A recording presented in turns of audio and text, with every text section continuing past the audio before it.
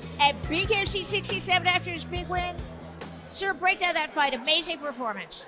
I want to go out there and be patient, throw with volume, throw straight.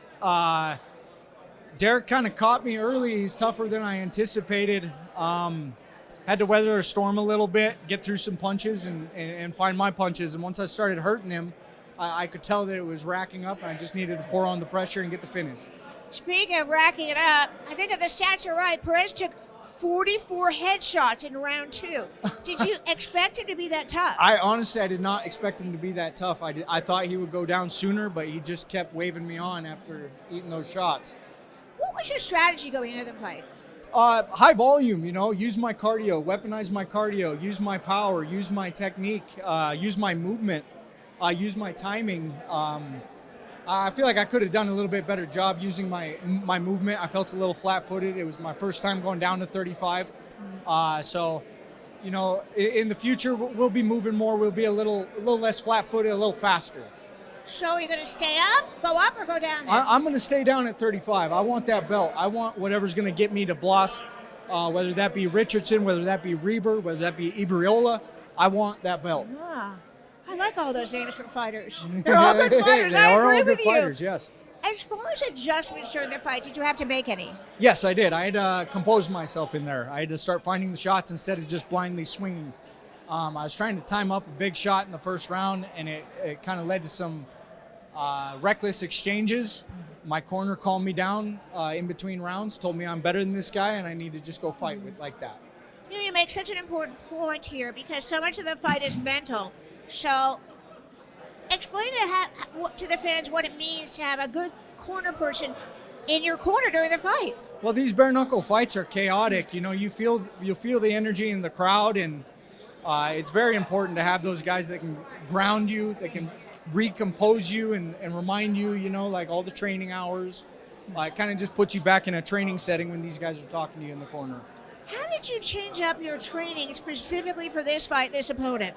I did a lot more movement, basically, because I had to lose some weight. I had to be more light on my feet rather than heavy hitting. So I did a lot more volume work, a lot more movement, and it paid off. Now, you train out of Colorado. Your last fight was here.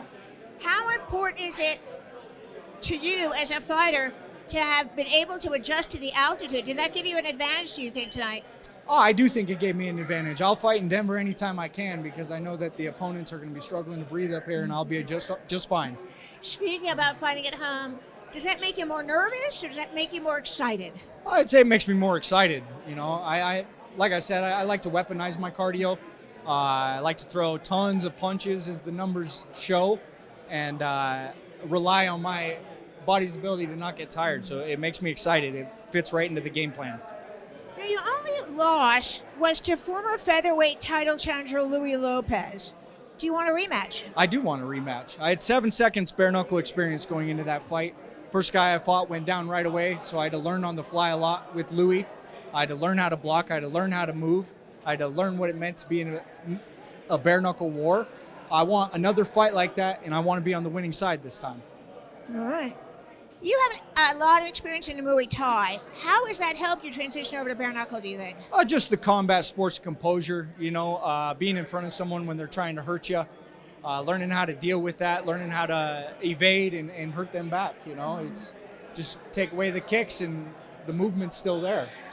Now, if you don't fight Louie, who would you want instead? I want Bloss, I want Reber, I want Ibriola, or I want Richardson. What about, how do you relax after a fight? I don't think I am. I can't. I probably won't go to bed tonight, honestly. Just such a relief, I try to soak it all in during the week instead of just trying to get it over with and just trying to be done with it. I try to embrace the moment, and so after the fight, it's all fun, I'm just happy. Do you feel like after the fight you get an adrenaline dump? But tell our new fight fans what that means. It's intense. It's like you'll go from shaking to feeling like a Superman to, especially if you have that adrenaline dump in the fight. All of a sudden you can't walk, you can't hold your arms up, you can't make a fist, and so after the fight I have no problem with the adrenaline dump. It's okay when it happens after the fight, but during the fight, it is extremely hard to deal with. It's almost like you're drowning. Congratulations. Thanks you for so taking much. the time to do the Of interview with me. course. All right, so for bare-knuckle news, I'm Susan Segura, and this is I'm Dylan Schulte. And No One Beats Us to the Punch.